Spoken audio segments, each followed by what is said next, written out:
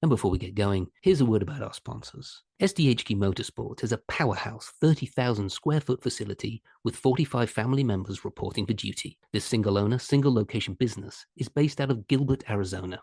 It can handle anything from a hot rod, daily driver, pre-runner, race vehicle, half-track or Kugelwagen, or just about any other project you need help with. Their skilled staff with hundreds of years of combined experience eats, sleeps, and breathes performance. So go check them out at sdhqmotorsports.com or check them out on Insta at sdhqmotorsports.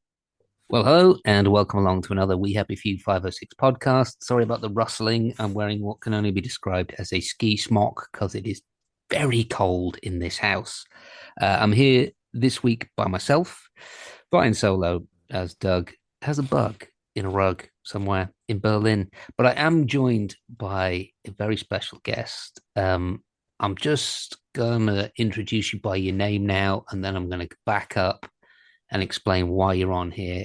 I am really tragically excited by this guest. Please welcome to the podcast, Bobby Schofield. How you doing, brother?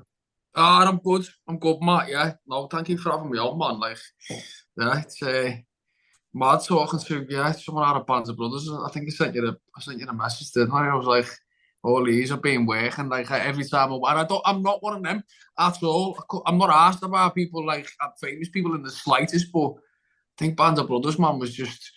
Yeah, every time I work with someone who's in that, I'm just like, I just have quizzing them to death about it. So if you're going to ask me questions, I think I'm going to be firing them back at you. Do you know what I mean? Fire them back, brother. Fire them back, brother. How old were you when it came out? Band of Brothers come out in 2001, and I remember the very first time I watched it, man. I'm 31 now, so I was what, 8, something like that. I don't know, my maths isn't great. But I remember, I'll never forget it because there was a thing out on the telly at the time in about 2003. So I was about 2 years after it come out. There was a thing Right. called POW, Oh, yeah. which was set in a POW camp. And I've worked with a few people from that. But I sort of became obsessed with the Second World War when I was a kid anyway. I mean, you can probably see all my books there, man. Like, I studied it. Like, history and drama was my thing. And yeah, I remember being in my cousin's house, and my mum and dad were going out for a bevy, and my cousin was like, "Oh, I'll probably stay in and look after me." It was the Bands of Brothers was on, and I'll never forget it because I was like, "Man, hang on a minute, what's this?" Because I was just like completely and utterly oblivious to it. So that must have been about 2003. So that was probably I must have been about 10 when I first seen it, man. But I'll never forget it where it was. Never forget where it was, man. I was in RGN watching it. And then Wow. the next day, my half fella, I was talking to my half fella about it, and he went, "Oh, come on, son, I'll take it as a sign." He took me to the sign and got me the DVD, man. And then I just watched it. Like, it's probably the most watched show I've personally ever watched. Anyway, put it that way. I could probably name nearly every character in every scene. I probably know all your lines. Fantastic. That's freaking brilliant. Well, I'll hit you back with one which will make you feel good as well. SAS Rogue Heroes, right, Yeah. is the last show I watched with my mum before she passed away. Oh, bless And that you. was about this time last year. And I was out in the States. My family are all American. So I was out in the States and I went to see her. And she was just kind of slowing down in life, and mentally kind of slowing down in life. And I was like, Mum, you're going to freaking love this show. I promise you. My dad was a paratrooper, so she likes guys in uniforms and blowing shit up. And we watched it, and between it, we binge watched it in 2 days. Yeah. And she just never took her eyes off the screen. It was just, I told you, it was the best thing on TV, didn't I? Just like Oh, it was fantastic. oh, that's amazing. I mean, I'm sorry to hear about the passing of your mother as well. Yeah, Yeah, it was, yeah. But I mean, it was just like I loved the show anyway. Like it was like the third time I'd watched it, but to introduce my mum to it as well was great. yeah. So, She had a thing. was your family? Is your mum from the States? Is she? Is she American? Mum? No, my dad moved out when I was a teenager. He was Yeah, the British military attaché to the UN, which I always say sounds really cool, but he a gift of the gab. My dad basically yeah, was just yeah, yeah. walking around the Pentagon boring people. And so that was when I was a teenager. So I kind of stayed behind here. I went to drama school and all that business. And then Yeah, I slowly sort of started moving out there in my 20s and stuff. And I lived out there recently for like 10 years on and off. yeah. And it tempted to go out there yourself?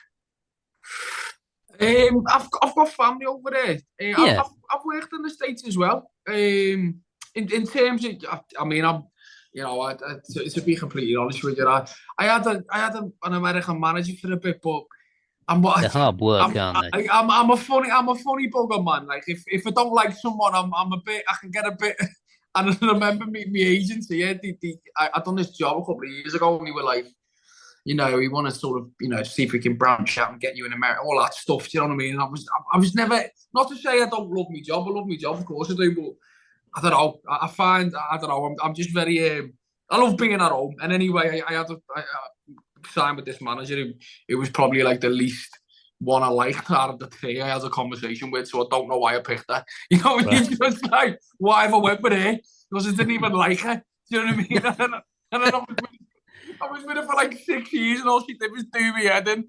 And like, yeah, I was terrible. I just used to swerve. I mean, I was drinking at the time, so I wasn't, I wasn't as focused as what I am per se now. But yeah, no. So I've worked out there, but I mean, no, I wouldn't unless It's just no, but I get it totally because Yeah, they're different, aren't they? And they're really hard. Like if you, because I'm the same way. Like I do not like being told what to do. Is my big thing in life. And they're like, you gotta be here, you gotta be there, you gotta do this, you gotta do, and you're just like, yeah, fuck yeah. off, man. No, I I don't. know, I know, I know. And when you meet like you meet something like really intense and they look you in the eye, Yeah. you're like, oh yeah, that's fantastic. Like just show me a hint of insecurity. You might get on. Do you know what I mean? Yeah. Like that's not every, but when I was speaking to her anyway, because everyone was just like, Yeah, exactly. Yeah, yeah. you just chill out. It's not that deep. Like, but but no, yeah, sorry, yeah, but no, yeah. If I was working there last year, and I've worked there before. And I've played a Yank a couple of times. Yeah, I enjoy it. But yeah, if it happens, it happens. But I'm not one to be going out there with it. With me bag over my shoulder, looking for fame and fortune. If that's what you're thinking. The stick with a little hanky on the end. Yeah, Yeah, yeah, man. Yeah. yeah. I'm down the road from Anfield, and I get to go and see the Reds, and I love where I'm from. So yeah. Yeah, yeah. I have a bit of a heritage with Liverpool Football Club myself, actually. Yeah, like Brentford rejects, man. I was just like, that was, mate. I can't believe it. Like, I used to watch that when I was a kid. You know what I mean? Like, it's iconic. There's one for you. The very first time, yeah, I heard Cockney Rebel song. You've done it all. Mhm. Broke it. Was on Brentford Rejects. I'll never play it. Another mad thing. I just I remember know. watching Brentford Rejects. I know. You know, the thing is that the exec producer of Brentford Rejects was a very intense American guy. Yeah. And I don't think he'd listened to the lyrics of Cockney Rebels. You've done it all. Why he was in a kids show? I have no idea. You know what? I mean, come to think about it, yeah. But it was brilliant, man. I mean, yeah, Brentford Essex and the goalkeeper who was about 7 foot. He had glasses. Remember him? Oh I mean, God, obviously. dude. I mean, I don't know how much you want to. I mean, how much you want to tell tales out of class, but that guy was an absolute savage. Oh my What? God, Eh? savage. Why? There's always one guy in the cast where you're just like, how do you live like that? How do you turn up on 77 seconds sleep and still deliver and look okay? Because I would look like death. He was an absolute savage, that dude. Oh, Savage. I Degenerate savage. really? What? He was Yeah.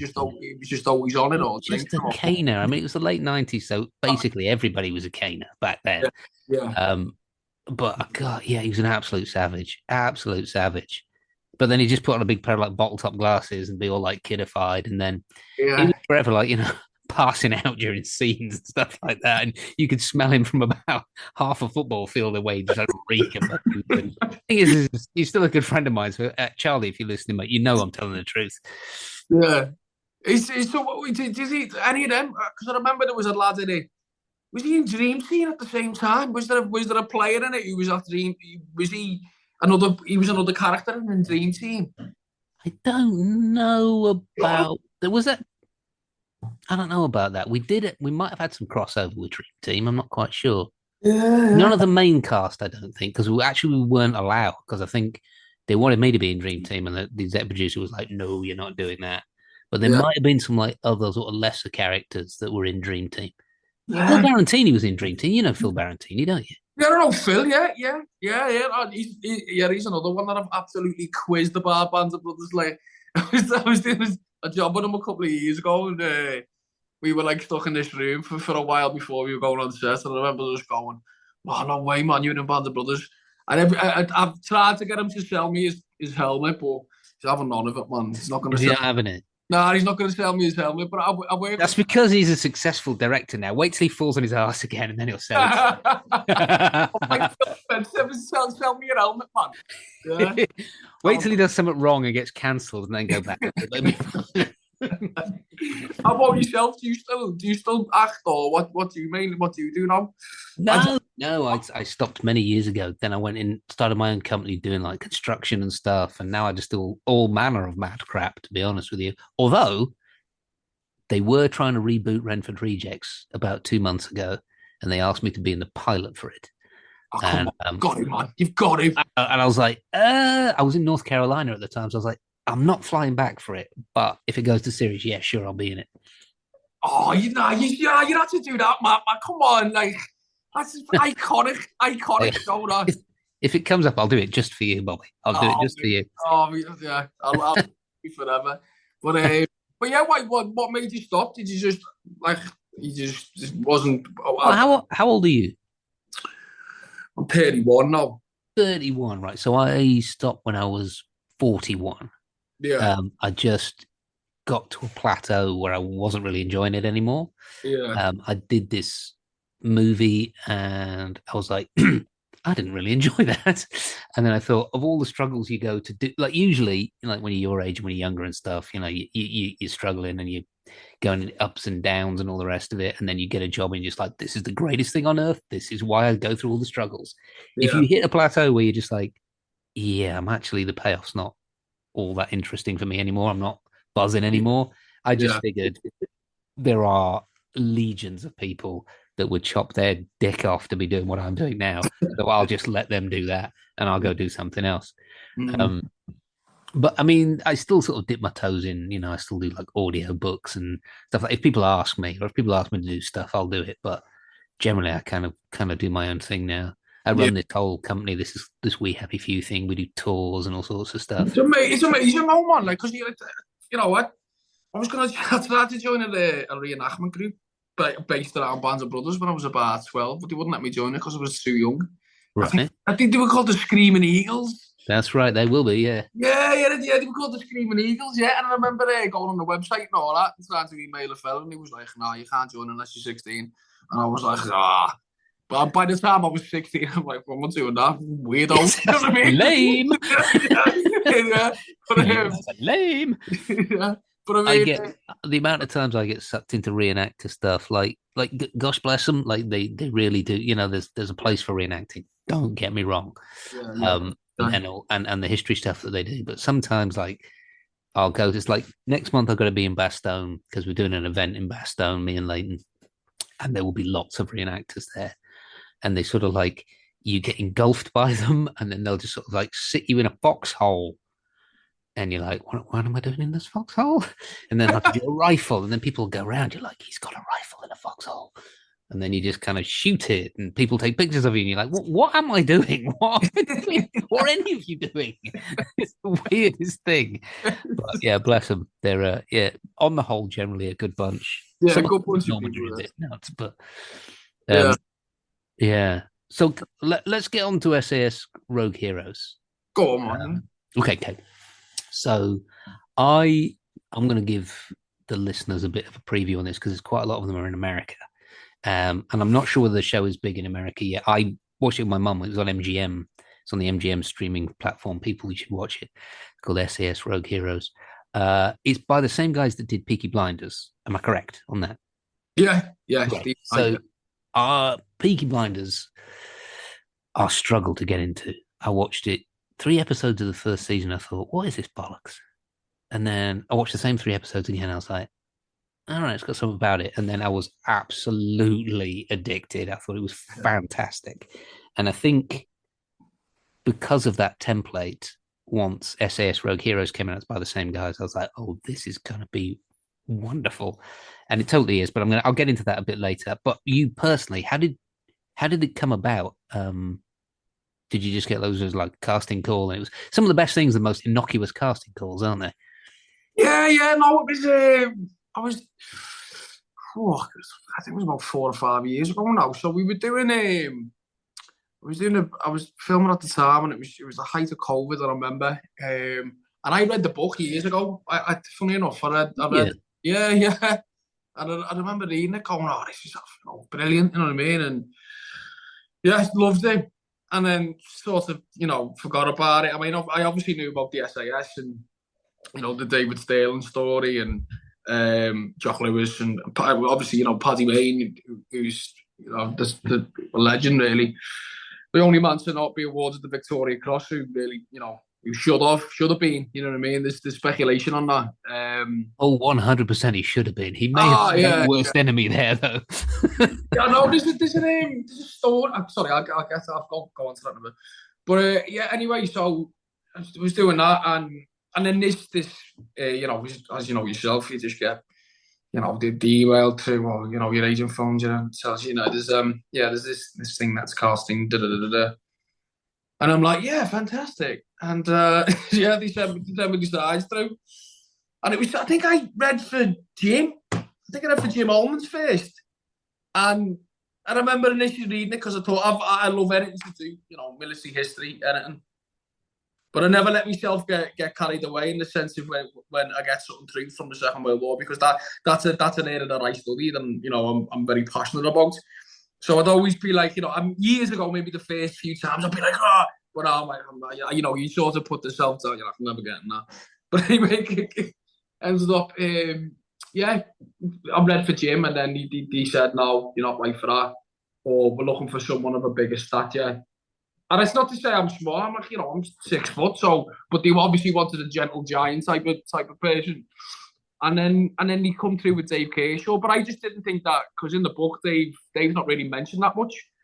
I think there's like 1 or 2 snippets that comes through, but I knew of him from that anyway, from reading the book, and then because he fought in the Spanish Civil War, as did a lot of Scousers, because a lot of Scousers back then, communist, or left, socialist left wing, like my granddad and what have you. I was going to say nothing changes then, yeah. yeah. So that's, and then I read for it, and and then I met the first director was a guy called Tom Shanklin, and he sort of spoke like this, and he was very sort of, okay, let's go again, let's do one more for fun. This is great, cracking director, you know what I mean, boss man. And so met him and on the Zoom, and he just said, brilliant. And I was just like, I just thought, what, I'll just say, I said, listen, mate, with all due respect, and I'm not just an actor trying to get a job here, because I'm not. Like, but I think it worked in my favour because I was working at the same time, and I had to move the recall because I was filming. So he was like, "Oh, you've been filming?" I said, "Yeah." I said, "Listen, all due respect, I'm not trying to get a job here, but I'm like literally, I studied the Second World War, and I'll take it and show you all my books on my shelf there, all my Osprey books, everything." I said, this is what, this is my bag, man. Like, I'm into this shit. Like, you know what I mean? I'm not like, just somebody who's trying to blag a gig. So I ended up getting the job, man, and it was my agents at first, they didn't want me to take it because they were just sort of saying, the part's not that big, and it's I said, I'm not arsed, man, as long as I've got a gun, and I've got a gun and a bit of freedom to improvise stuff or add stuff on the day. Be that if it keeps it in or doesn't stay in, then I'm not precious over anything. But as long as I get to be a little bit creative with it, I'd kick myself if I wasn't portraying Dave Kershaw in it. You know what I mean? Like I'd find it very. I mean, I'm not a jealous person, but I'd be like, I would have loved to have done that. I mean, it only would have been one of my mates anyway doing it, because there's only three of us of our generation that work, but you know, lads anyway. So, but I was like, oh no, you know, yeah. So I'm. It's one of them jobs that I've done that I can honestly say, hand on heart, that was one for me. That for like, you Yeah. know, an 8-year-old me who was, you know, obsessed with the Second World War. So it's a bit of a dream come true, that job for me. SAS Rogue Heroes, like yeah. Um, would you like you can't really speak for anybody else, but if you could, would you reckon that it was a dream come true for all of them? Because it kind of comes through that it is a little bit like Uh, it's like the dream gig for all those boys. yeah, I mean, it, Or, I mean, you don't have to give away any trade secrets here. Or is it a bit like the Pacific, where, I mean, I can't give any names away, but there were certain cast members of that did not want to be there once it started to get heavy. uh, I mean, to be honest with you, I know actually. I mean, you don't get me wrong. You know, we have our days on set where we can't be asked being there. That's just every normal of every other job. Yeah. I can honestly say, hand on heart, like I think, you know, if I wasn't so passionate about the subject matter, I can speak on my like personal. If I wasn't so passionate about the subject matter, I'd be bored out of my head. But it's because I love the subject matter so much and I'm so, you know, passionate about it that I'm just so happy to be there. So I think, because in terms of like, you know, stuff to do, like I haven't got masses of amounts of dialogue, but I've got some nice stuff in the second season, which I'm quite proud of. But no, for everyone there, man, yeah, it was like a brotherhood because we were stuck. The first season we done it, we were stuck in the middle of the desert for 5 months, man, like 4 or 5 months. Where were you? We were in Air Food, which is South Morocco, and I filmed there before on a gig, like the year before that. So I remember being there, but the first job I was on, I was only in there for like 3 weeks or something, so it wasn't. That was more like an holiday. But then when we were there for 4 months, man, and that was like, you know, it got to 53 degrees heat, but our days on set, and you know, it's tough, you know. I remember you know, the cameraman fainted by the steady cam up, and fell and that's just like he was like, grab the camera, you know, yeah, like it was tough, man, and you know, it was yeah, there was a few of the lads out there who were, you know, a few of the insane stuntmen, but they were part of like the Bare Arms, which is sort of like continuity essays, would you say, but they're sort of, you know, a part of the same unit, so that, you know, in most of the scenes with us. And a few of them, you know, they were in the gym every day, and a few of them were dropping like flies. Do you know what I mean? But all the ones that were on the sauce smoking biffers, we were sound. It was mad.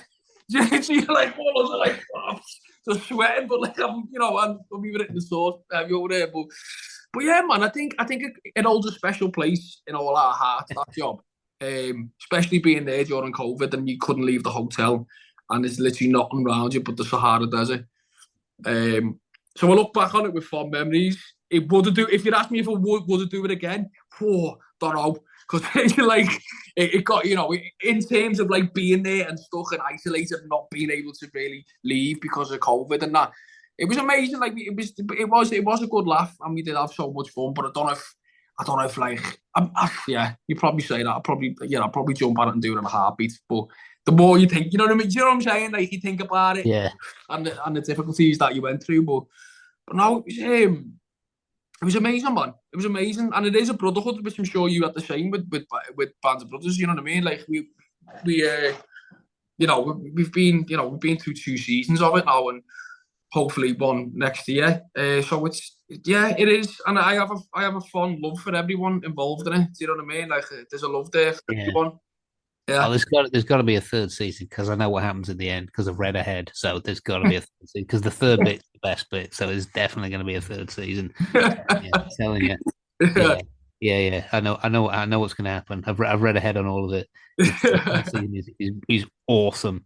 No, it reminded me because you were saying like sometimes you got bugger all to do and then you're stuck in the middle of nowhere for 5 months and you sort of camera's facing that way and maybe you're just over here or you're right in the back Yeah. or all the rest of it.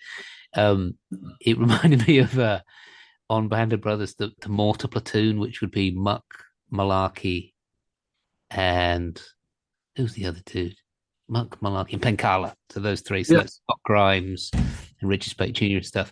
But whatever happened in any attack, so whether it was the attack on Carentan or whether it was in Eindhoven or it was Foy, or any of these things, So generally there would be a big attack and all the rest of it, but the way that it would be choreographed, obviously you'd have to have mortar support, so you'd have guys firing in mortars, but they would be positioned like correctly for an attack, which would mean 200 yards behind the camera. They would just sit there going like making mortar noises. Like Scott Grimes, you know what I mean? Like the dude's a freaking superstar. Stuck in a hole 200 yards behind, making like computer game noises. Freaking brilliant. Freaking brilliant. The amount of times you just be like the tiny weeny dot on the edge of like the middle of nowhere. But you kind of, I don't know. You kind of got to do it, and you kind of got to like do it properly, and everyone's got to do it, and that's what makes a really good show. And it's sometimes you just be like, you know what, for this entire episode, I'm basically going to be a dot making noises to myself. So but that's what I'm saying. Like if it wasn't so passionate about the subject matter, it do me. I don't go because I love doing it. I'm just like, nah, this is me, man. Like I'll happily. But I remember me, funny enough, my dad was like saying, he was just like, it's just hard work. You know, we were doing night shoots, and it was like 2 weeks on the bounce. Oh yeah. And my dad was like, yeah, but think about the real fellas that had to do it. I said, they don't have to do it once. It was done in 20 minutes. Yes, exactly. They have no idea what I've just been through. I've just done it over and over and over. They have no idea. Yeah, I mean, the greatest generation. Yeah, but I mean, them fellas are like, it's the same with you lads. They were made of different stuff then, and oh hell yeah. Just you just feel so proud and so you feel honoured, man. You feel honoured to portray them fellas. You really do. You know what I mean? Yeah, and actually, that is a really good segue into something that's going to make me jump ahead about 5 different questions. Cool. I think it's a really good segue, so I'm going to ask it to you now, if you don't mind answering it. Because with the band guys, so when we were cast, from the second we were cast to the time we were let go about a year later from Dale Dye's clutches, like the characters, we were getting big dossiers on the characters, and people spoke to the relatives and all the rest of it, and like there wasn't a lot of wiggle room. You kind of had to get it right, or you got your ass kicked, really. But it seems with SAS Rogue Heroes that there was quite a lot of leeway to develop your own characters. Is that a thing? I mean, the obvious one, obviously, is Paddy Mayne. I mean, you probably read about it. I mean, I know I read about it. I mean, like that's it's a brilliant characterization, but it's a characterization of the real guy. Mm. So, what, in terms, you're asking me what I don't know what you mean. Sorry. Did I not make possible? No. I'm sorry. I think it's what I think it's brilliant. Yeah. I think it's brilliant that they've done it in the way that they've done it, and I think they've given actors the leeway to sort of create a character around a myth rather than sort of didactically say this is exactly what this dude was like. I mean, Paddy Mayne was 6 foot whatever anyway, and the fella's quite small. All the rest of it, but I think it's brilliant. I think it's brilliant dramatically that they've allowed people to do that, and I think it conveys the story really, really well because they've allowed the actors to do that. And I was just wondering what kind of came down the pike as far as production and direction came, as far as developing characters, because they're brilliantly well-rounded characters, all of them. And I'm just kind of wondered how it all sort of came about. I mean, Stephen's writing's, fantastic. He's very poetic in his scripts. When you read them, it's like reading a bit of poetry sometimes with stuff he writes. So, in terms of development, it was man, we did. So I mean, I think I sort of Shankland, the director, we had I had quite a bit of freedom. Just, a lot of stuff I sort of improvised and put in myself. You know what I mean? That made the cut, which was quite nice. I'm like, oh, there you go. But I mean, I can't. It's one of them. For me, I wanted to sort of find out as much as I could about Dave as a person, because there's not really much written about him on the internet, and he's only mentioned in the book once or twice. So I got into a bit of trouble with this, to be honest. I went on this World War II forum, and I was like, okay, what's going on here? can't remember what it was called, like World War II something. So anyway, this fella's saying, he goes, oh, my Uncle Dave was part of the first SAS L detachment. I've got some photos. I'm going to upload them. So I was like, that must be a relative. There's a fella called John Rogers, it was. So it goes on, and I click on his profile, and he hadn't been online for about 5 years. And it said he was like, his date of birth and all that was there. It said he would have been 79 or something. So I'm like, how am I going to get on this? So anyway, I think, right, well, so he emails him, I messages him on the forum, he doesn't get back to me, so I'm thinking, what's going on here? So then anyway, I get in touch with, I'm thinking, and it was playing on my head, do you know what I mean? For a good few days. ADHD, so I'm like, you know what I mean? OCD, and I just can't. When I've got something in my head, I'm like, I've got to go for it. So anyway, I phones his private detective agency up, and I goes, listen, I'm looking for someone in the Merseyside area, preferably the Wirral, a fella called John Rogers. And this fella was like, he quoted me like 1,500 quid. I went, I'm not paying you that. So then anyway, I got this other number off a mate of mine. And he goes, phones him up. And he's like, this sort of proper company guys. And he goes, you all right, mate? I says, yeah, listen, mate, I'm looking for a fella. But it wasn't even, it was just a conversation. And I even think back now, he said, it was just bizarre. Because, listen, mate, I'm looking for a fella called John Rogers, lives in the Merseyside area. And says he's about 79. And he was I think he was a civil engineer, it says on his profile. All right, mate, does he owe you money? I went, nah. And he's like, I was like, nah, just a bit of research, that's all it is. And he's like, all right, well, I'll get you his last name address, his phone number, 150 quid it'll cost you, mate. I went, sound, yeah, that'll do, mate. So he comes back about an hour later. He goes, I've got you like 2 numbers, mate. Well, this guy's in his early 20s, so I don't think it's him. So it might be this guy. He lives in the Wirral or something. So he goes, yeah, phone's up. And this old woman answers, and I go, "Hi, love. Bit of a mad one, this, but I'm an actor, and I'm portraying a fella called Dave Kershaw, who I think was related to a fella called John Rogers. Is he?" And she was like, "Oh yeah, no, that's my husband John." And I was like, "Oh, you don't. Did you think I could have a conversation with him about his uncle?" She says, "No, unfortunately, he passed away last year." And I was like, man.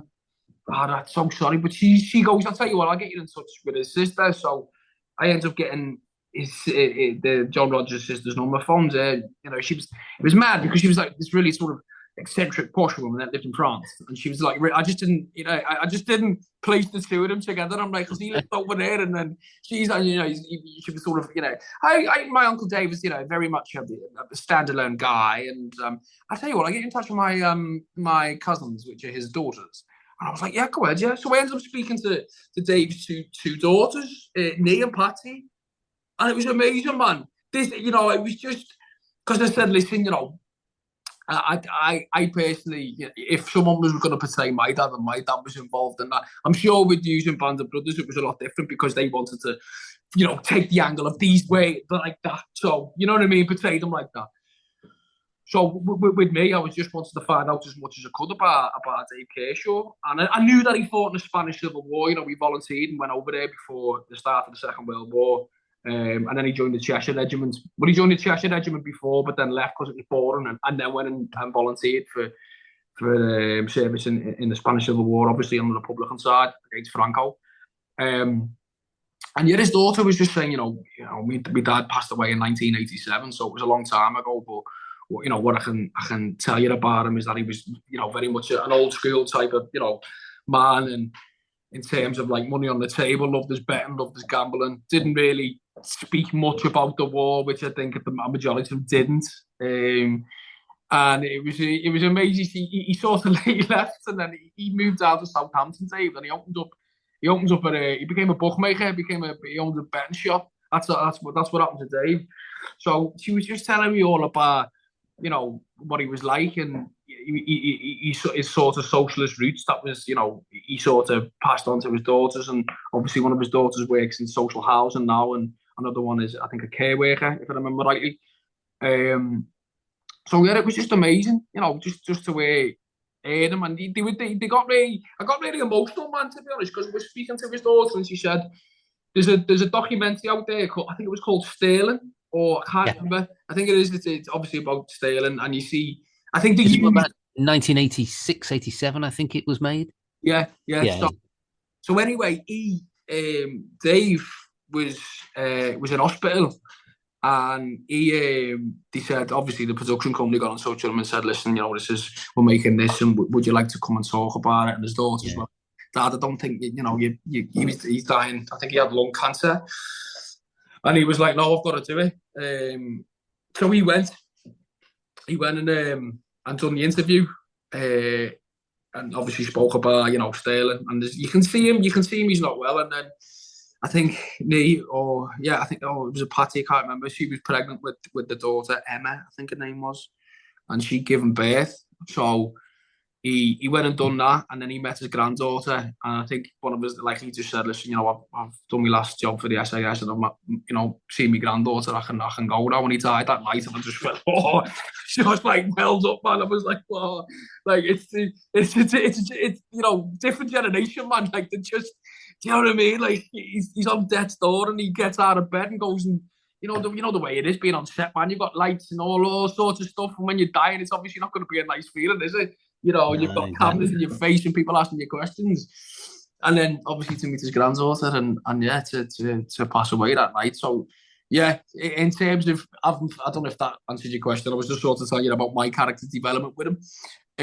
But yeah, I mean, in terms of freedom, man, yeah, we've got an amazing military advisor called Ben Simmons, who's great in terms of, he knows everything about everything, because that's what them fellas are like. And yeah, we had a lot of freedom. We had freedom in the second season, but I remember, we just sort of make stuff up and try different things, because if you haven't got masses of amounts to do, then you sort of you got to feed your creativity somehow. So yeah. We all sort of bring our own little spin, and I think to be honest with you, I think it's cast perfectly as well, man. Yeah, Like, it is. and I'm not just saying that because I'm in it, because I've worked on a lot of stuff, and you see things and you work on things and you go, I mean, to yourself, you go, yeah, they're all right, and they can do it, but you know what I mean. But I think everyone in that is like perfect for the role. You know what Yeah. I'm saying? In my opinion. You're not thinking, who did that guy blow? Jesus. Yes. Yeah, but yeah, it's honestly one of the jobs I can say that I feel terrible because I can't remember the casting woman's name. Can't remember the name. Anyway, there's me not getting another job off here. But she was great. She was great. That was your opportunity. Whatever she did, she was great. Yeah, she was good. That was your opportunity to big up the casting lady and completely. What was like a typical day like? I mean, so like you had this like military advisor. Did they boot your ass at all in the mornings? Did they get you revved up, or was it just like makeup, costume, chow down on a bacon sandwich at 6:30 and then get on with it, or were you getting yourselves amped up? I've seen some stuff. The reason I ask because I've seen some stuff like online. If you like, you guys listening to music and getting amped up before scenes and stuff before Yeah. like you go out on raids and things. That looks pretty awesome. Yeah, no, it was, man. Are you talking about the first season or the Yeah, I'm second? talking about the first season. Yeah, I was drinking then, so it was different for me. Do you remember anything about the first season, Bobby? No, you know what? It was boss, man. It was boss. The camaraderie aspect of it was amazing, and yeah, tons of stuff by ACDC was a favourite in the makeup stuff before we go out and blow some shit up or some Messerschmitts. That was always what used to play, but we did we'd take a speaker onto set, man, and just listen to some tunes and that, you know what I mean, before we do it. But as you say, yourself, as a conversation with my dad, they only have to do it once. You've got to do it over and over and over and over. You know what I mean? So your adrenaline wears out quick, man, when you've got to do it over and over again. But I mean, on a normal day, man, yeah, it was sound, man, yeah, just up early. I remember one day in particular, we had to get up super early because we were trying to get a shot for the sun rising. I think it was in episode. Great. Was it episode? No, it wasn't. No, it wasn't. Episode 4, it was. It was, Yeah, is it when it starts to get kind of light and then they have to give up on the raid? No, no, no, no. Oh, It's sort of. You remember when we're racing in jeeps? Do you remember that yeah, one? So it's sort of when we're racing in the Willys jeeps, and there's a sunrise coming up, and that was I remember that in particular because we were up early, and I remember being a bit like, oh, God, I'm gonna go. It's probably hungover. Do you know what I mean? Like it was, and I just remember seeing the sunrise, man, and just thinking, what? Like I'm just a lad from Kirby. Do you know what I mean? Like that doesn't happen to people like me. We're working on this job that it is more or less like, if I could write a wish list, it would have been on it. You know what I mean? So it was. I remember that being absolutely amazing, seeing the sunrise and us flying across in the jeeps. But normal day, man, as you know yourself, just having a laugh as much as you can and keeping the energy up because it can be tough, especially in the heat. So yeah. And then you start to develop like a weird pseudo language, don't you? Have you noticed that? Like the banter starts, and then you'll start doing an on-running joke that nobody gets except you guys, and yeah, because it's a click, that because it's a click, and then that'll spiral into another on-running joke, and then by the end of it, it's just fucking nonsense. You guys are yeah. sitting around talking utter bollocks to one another, and the makeup, and everyone's looking at you like, Jesus, these guys need some water. They're highly dehydrated. They're just talking shit. But yeah, but for the likes of Connor Swindles, man, and Jack, and Alf, the lads, so the Connor in the first season, man. Wow, what I don't really get that often when I work with actors, but he was just a fantastic actor to work with. You know what I Yeah, mean? Brilliant. For his age as well, he was 24 when we done that. And I was thinking, when I was 24, man, I was a fucking hard head the ball. Do you know what I mean? I couldn't have done that when I was 24. I didn't play in that part of Sterling and just being absolute, I was in awe of watching him, man. Like, and I don't really get that. I don't, not really. And I've worked with some amazing actors as well, and I remember being in awe of him. And, and Jack as well, and Alf, because the lads were, they were carrying it. And I mean, not to say that we were not involved, like we were involved, but, they were the forefront of the story. They were the lads who were, you know what I mean? So we were sort of there just to crack on and be a part of the unit. But yeah, it was amazing, amazing to work on. Yeah, and see yeah. that. He was a cracking piece of casting, that fella, because he's quite clearly an old soul, which David Sterling was as well. As Yeah, well as being a rather large, clumsy soul, as I remember reading as well. But yeah, yeah. yeah, yeah, brilliant piece of casting there. Where did he come from? Who, Connor? Yeah. I think I'm terrible now because I don't really watch much telly at all. He was in a show called, was it Sex Education? I think that's. Oh, yeah, yeah. Yeah, yeah, he sort of come from that, man. I couldn't tell you what else he's been in because I don't. I'm terrible. I don't watch anything. Unless it's a documentary or a book. I'm not really on the footy. But yeah, so he come from there, man. But he was, I'm telling you, one's such a lovely, lovely lad, and quite shy, man. Quite a shy lad, and because it's very much a boy heavy cast, and it has anything to do with the army is, and yeah, but he was great, man. He was great to be around and good, calm, and demeanor. You know what I mean?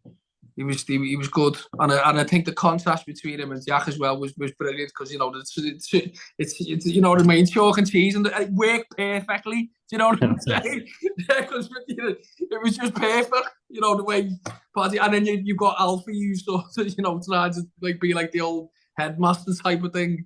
He's like sort of the straight lace one. So it was just it was an amazing. It was just amazing to work on. Yeah. What was it like when you saw it all pieced together from having spent 5 months in the desert?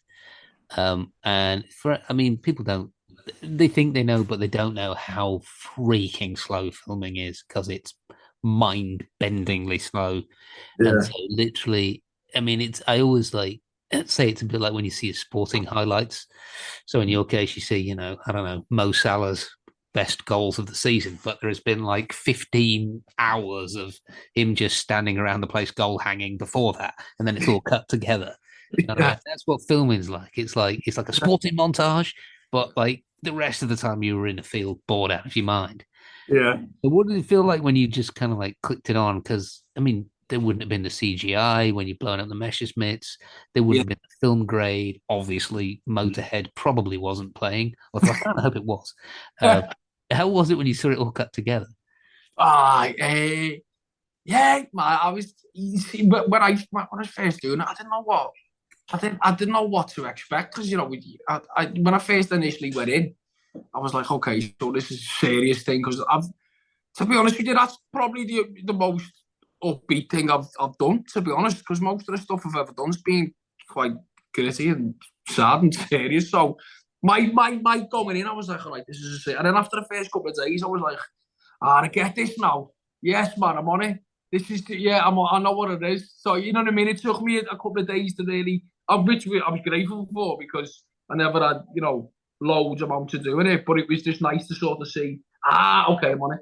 So yeah, well, to see it all put together, it was it was amazing, man. It was I don't say that being in a phony sense of like everything's amazing, this is amazing or everything's amazing. It's not, I know it was genuine. Like I was genuinely proud to be a part of it, and I think the script as well as the cast.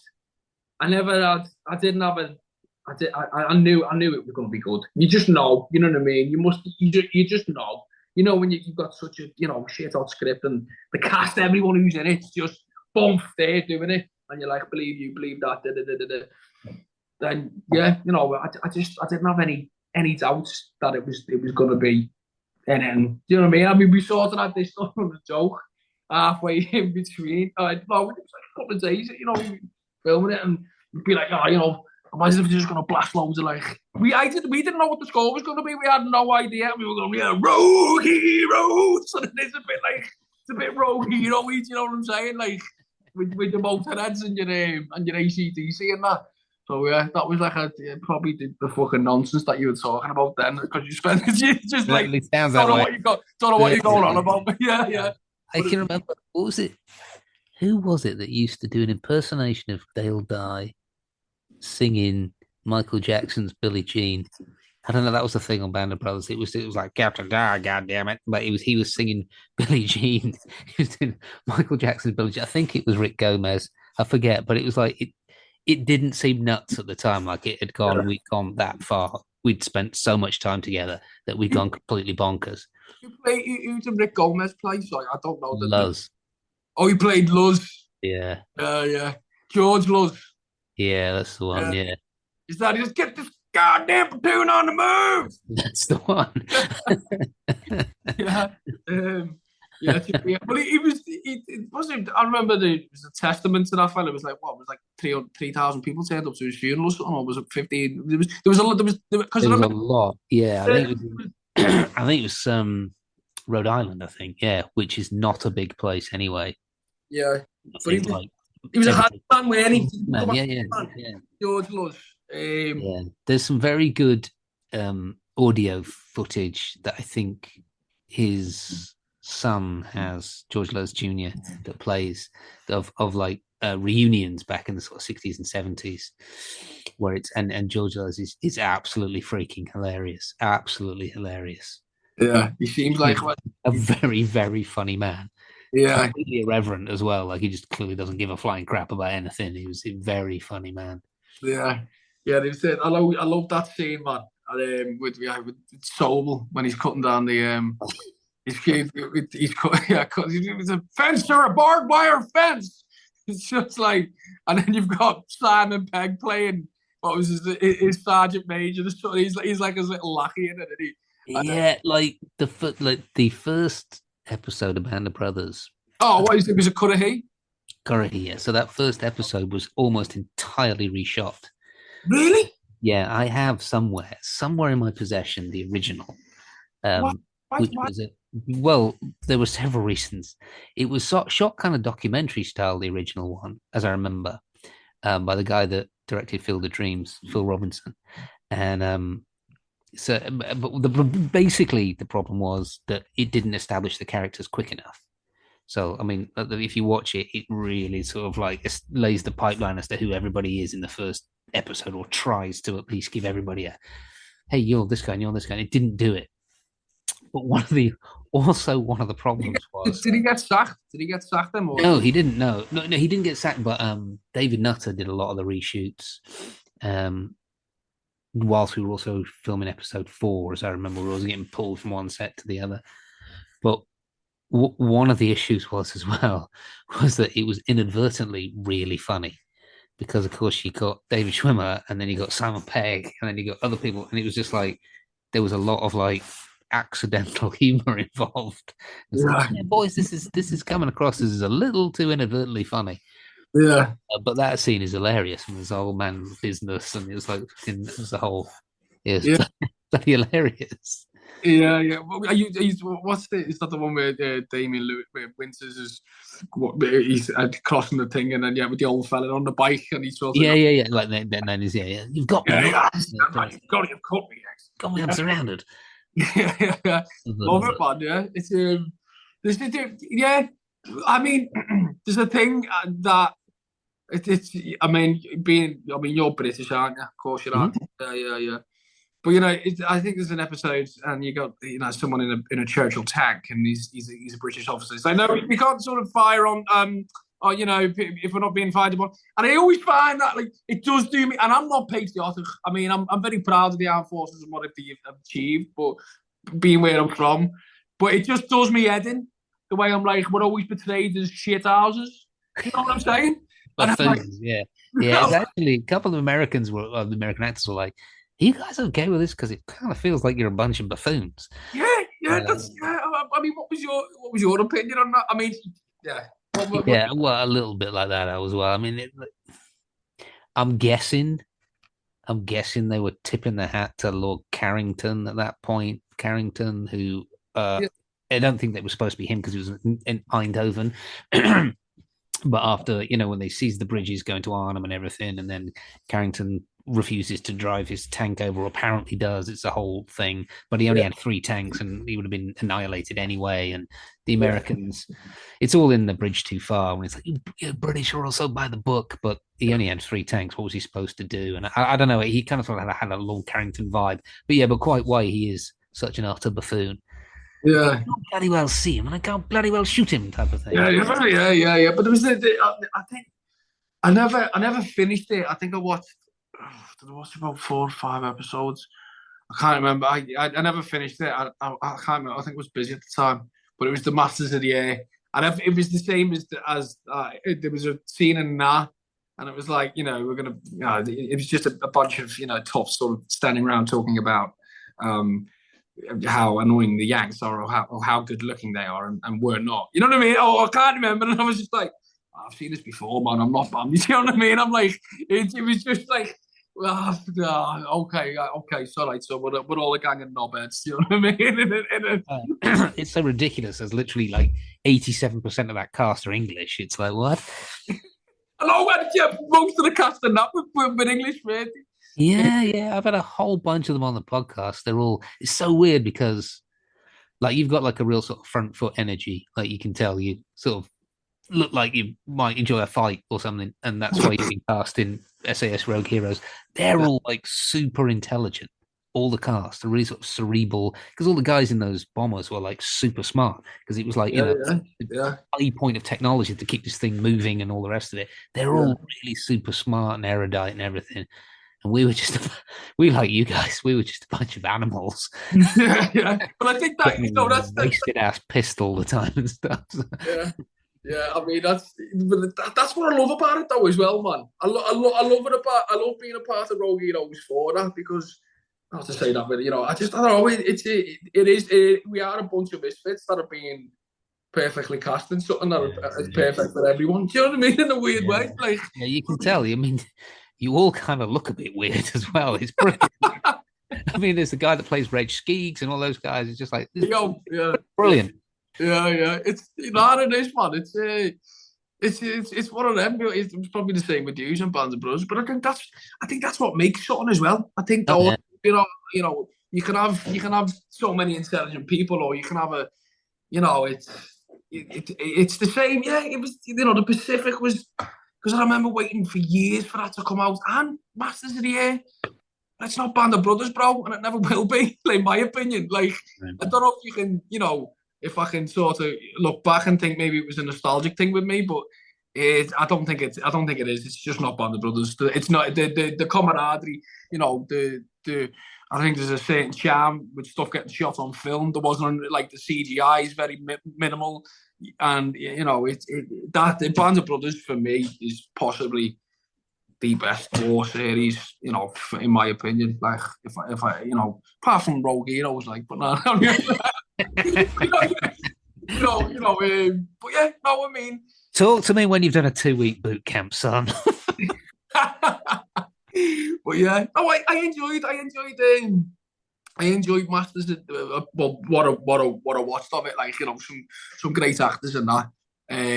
Yeah, it was all right, but I don't know, just Band of Brothers, man, innit? You know what I mean? Like, it's just, you must be so, I don't know, obviously you don't act anymore, but you must look back on that. And I've asked everyone who we've worked with, who've been in that, you know what I mean? And said, like, what was it like? Because I remember working with one of the makeup designers once, and he had what was his name?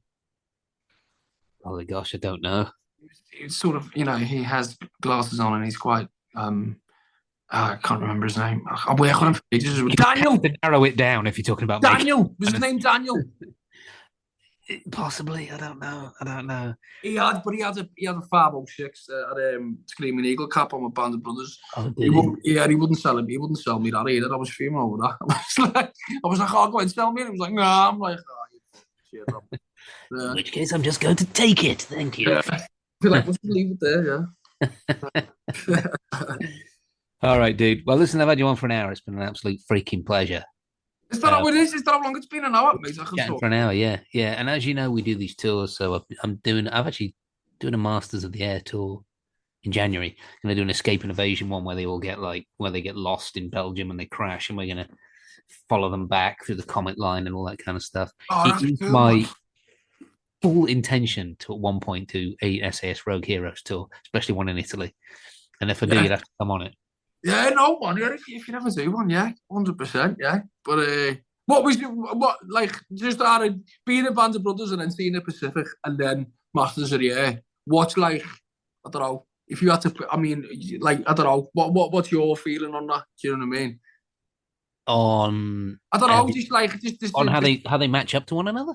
Yeah. I mean, I know it's yeah. No, I thought Pacific was difficult to watch the first time round. I watched it because I was interviewing the guys years ago on Zoom. I had like almost all the cast on, and I watched it through the first time. And I was a bit like, and then there are bits and episodes of it that are freaking brilliant. Like Peleliu, the invasion of Peleliu is absolutely fantastic. Yeah. There's a thing that always sticks in my mind. Yeah, it's kind of gleaned from sort of like 3 different books, and it's nobody's creative, i.e. the actors or anything like that's fault. It just doesn't. It's just not. Yeah, it's just not tight enough as a story. Like I just feel like they should have just picked one story and followed it. Yeah, like 3, and then you jumping around and all the rest of it. But bits of it are brilliant, and some of the cast are freaking fantastic. Yeah. Masters of the Air, I did like, but I was disappointed. I'll be honest. Yeah. What made you disappointed about it, though? Because great cast, though. Good cast, man. Good actors. Oh, brilliant. Like, acting-wise, freaking brilliant. Yeah. Like, it's got nothing to do with the acting, and it's got... and I dig the fact that, like, talking to them, how they filmed it was absolutely mad. The height of technology, and they literally had all these, like, thousands of screens and, like, Messerschmitts coming at them and all the rest of it. I kind of hoped, it's only my opinion, that it would look more like the old 16mm footage, like the William Wyler stuff, and it would be claustrophobic, and you'd be stuck in there with like the shaky cam and the 16mm footage, and it would actually look like you were there. It'd be more immersive, and what it is really filmic. So if you're into that kind of thing, and it's like a really beautiful film, and it's really sort of vast and big, I think it's really cool. But I was kind of hoping to have the shit scared out of me. Yeah, and I didn't get that. So that's not how I felt about it. Yeah, but there was also a certain grittiness to Band of Brothers as well. It was just, I don't know. It's just it's one of them. So did you do the 3 miles? I'm sorry, mate. I'm keeping you. If you want to go, let me. I'm just quizzing you, lot of the man. I can hear my baby in the background. I'm like, yeah, maybe I'll go in 10 minutes then because he's Like, my wife's mad. what was the? So did you do the 3 mile up, 3 miles down? Was that like how was that shot? Oh, that was shot near Guildford in Surrey, and it wasn't really very high. Some of the boys have actually run Currahee since, but that was just actor stuff. It was just in short little sections, and everybody with fake sweat on and that kind of stuff. And it was Yeah. tits cold, as I remember as well. Like all the Georgia stuff was tits cold in England in like April, Mhm. and then Bastogne was all interior during one of the hottest summers in forever, and everyone was like sweating the tits off, and then like get makeup re-put on and Yeah. CPR steam and all that stuff. It was mad. Yeah. Yeah, What was? so we did, but we. I mean, the boot camp. I mean, I come from a military family, so my dad was a paratrooper, and from the time I was a little kiddie, I was always going on exercise with him. And then when I went to a kind of military school, a military boarding school, so I was like a cadet when I was growing up. So I kind of knew what was coming. Mm. But some of the boys did struggle. I really enjoyed boot camp, but some of the boys did struggle a bit. Like Where did you go? What do you mean you went to military boot camp? Was this in the States or was this in England? in my life, or yeah, Yeah, you know, in your in life, England, yeah. yeah, it was in England, North Yorkshire, yeah. Oh wow! I would like what did you become a lance corporal or what did you get I rank was, or what I was think I was a sergeant in the end. My son still calls me Sergeant Major because I'm such a little Napoleonic prick. But what was the sorry, was there a scene? I might be getting my wires crossed here, but there was a scene with I don't know if it was you or it was Lipton who's played by one of the Wahlbergs, Donny, Donny, and is it when he comes? I don't know if this is your character. Is it when he comes in and he's a running curry here and he's like, "Why aren't you good? Why aren't you changed?" Is that you? Is that your character? no, No. that's Donny that's saying that. No, yeah, yeah, but he's saying it to who's he saying it to? Some guy that then gets like patrolled out to the MPs. He doesn't. He's just like a Yeah, a little I've bit. got it's probably been all 10 years since I've seen Bands of Brothers, but I've seen it that many times. I sort of remember moments in it.